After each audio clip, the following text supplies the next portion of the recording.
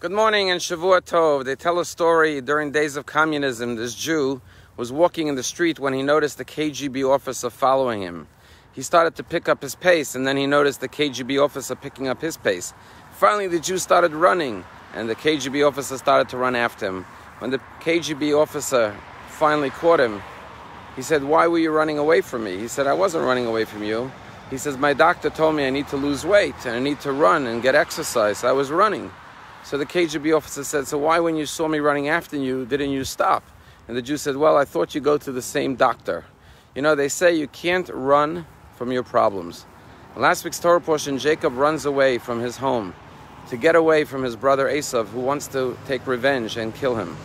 However, in this week's parsha, he realizes that you can't run from your problems. You have to come home and face them. And so he returns to meet his brother Esav and try to resolve the dispute between the brothers. And on the way, we know that he is alone when he encounters an angel who attacks him and tries to do harm to him. Jacob prevails and receives the name Yisrael, Israel, because he wrestled with man and with God and prevailed. And he walks away limping from this encounter.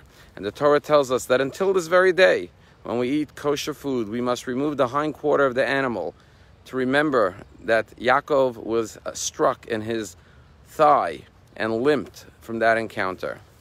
And the lesson the Torah is teaching us is that we have to go back to deal with our unresolved issues.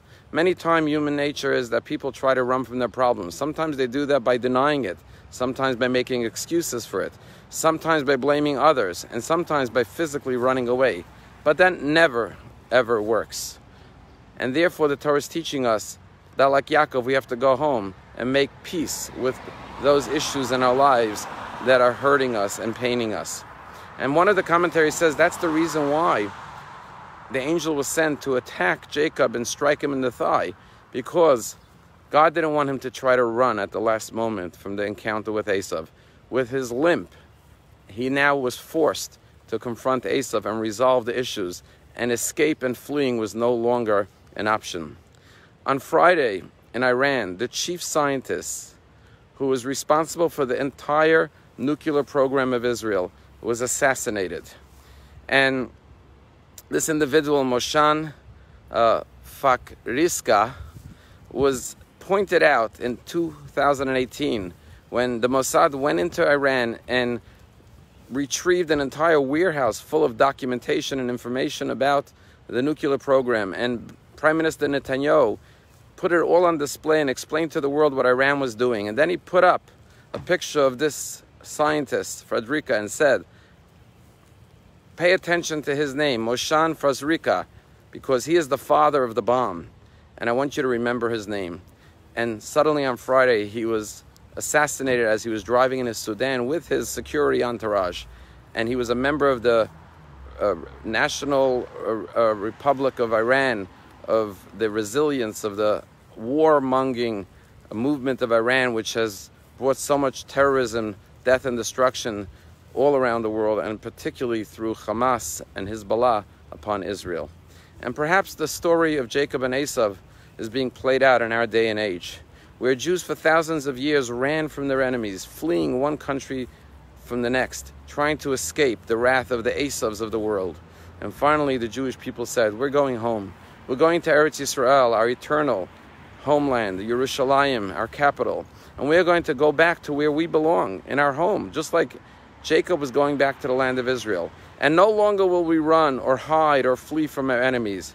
We will tell them we are here and we are here to stay.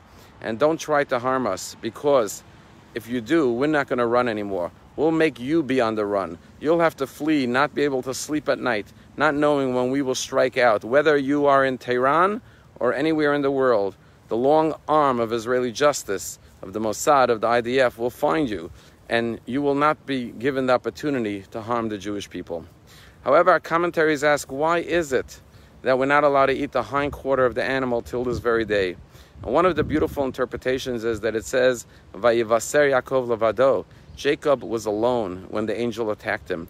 And our rabbis say, where were his beautiful, strong 11 sons? Why were they not with their elderly father protecting him, watching over him so no one could attack him? Why was he vulnerable? And therefore the Torah tells us never to eat the hind quarter of the animal's limb, because we have to remember this attack and the lesson. Never leave a Jew alone. No matter where a Jew is in the world, they should never be exposed or vulnerable to anti-Semitism or to attacks. We have to stand by our fellow Jews and protect them. Iran is responsible for untold death and destruction in the world.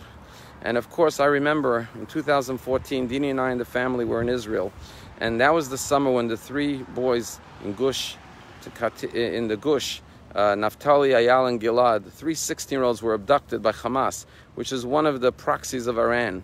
And I remember the night we were sitting in a restaurant in Mamilla Mall in Jerusalem, in Cafe Ramon, when the news broke, breaking news that the bodies of the three boys were found. The entire restaurant, patrons put their heads in their hands and began to weep uncontrollably. It was like our children, our very own brothers, were murdered. And the waitresses carrying trays of food were weeping as they were serving the food. That is the love that we have learned to have for one another, to never leave a Jew alone. When one Jew is, God forbid, harmed, every Jew feels the pain. One of those three boys' names was Gilad Shar. And a few months after his murder, there was a teachers' conference in Israel. And one of his teachers said, I want to tell you a story about Gilad. She said, I am a special ed teacher in the school that he went to. I teach remedial classes in the resource room. And children who have learning challenges come to me for extra tutoring. And one day Gilad came into my room to get extra help with his studies. I began to test him in all different areas to see where his learning disabilities were. But he was an excellent student. He was doing extremely well, and I couldn't find any weaknesses, any learning disabilities. And finally I said to him, Gilad, I don't see why you would need to be in the resource room for remedial learning. Why don't you just go back to your class? This class is for kids who have learning disabilities. And Gilad said, Mora, let me tell you why I'm here. There's a kid in my class, a friend of mine, who has struggles with learning. And the teacher told him that every day he has to come to the resource room to get remedial learning and extra help. And my friend was very embarrassed that he had to go and be singled out for extra help. And so I said to him, don't worry, I will go with you. You will not be alone. And that's why I am here. This is the lesson of Vayivaser Yaakov Levado. Never leave a Jew alone. Never leave a Jew to be humiliated or, God forbid, to be harmed. And that is the lesson the Jewish people have learned and is communicating to the world. We will stand shoulder to shoulder with our fellow Jews in Israel or anywhere in the world. We will no longer run. We will no longer hide. We will dwell in our ancestral homeland, the land of Israel.